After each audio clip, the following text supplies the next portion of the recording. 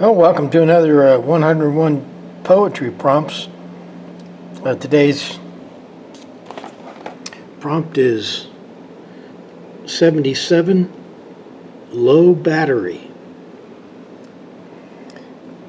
If you ever watched any shows in my Memphis Monday series I did for about 8 years,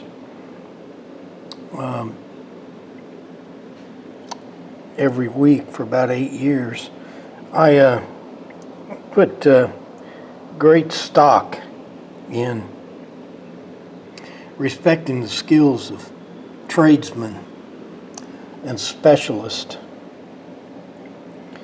And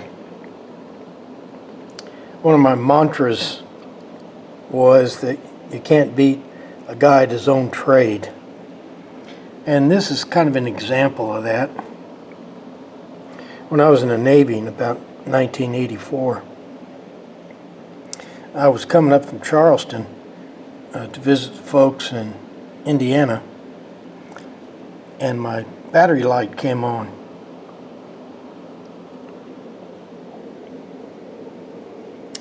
So what I did, I had a Fiero when they first came out, worst car ever built, probably.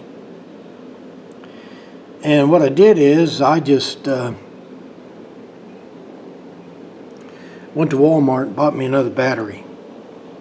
Well, I limped the 700 miles to Indiana. When I got there, I went to a mechanic friend of mine who figured the whole thing out in about, it wasn't more than 5 seconds. And this is that story.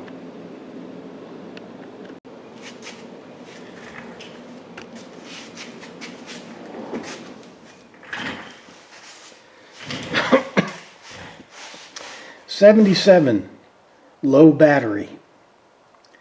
Let me give you some advice, regardless of the dues you've paid.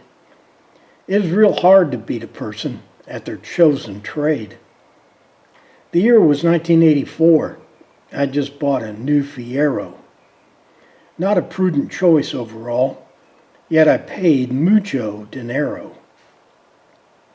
Among the worst cars ever built, the Fiero seems to have a place. When not broken, it had no power and almost no storage space. Blasting up I-26 out of Charleston, en route to Indiana and the family. But then my check engine light came on, passing north of Newberry. I made it through the mountains, but by Knoxville with battery waning, it was steady getting darker, and then it started raining. I bought a battery, I think, at Wal-mart. It was a new thing back then. I finally made it to Indiana, coasting into the yard of a mechanic friend. He opened the rear deck, the rear lit up. It took him exactly 1 second to see.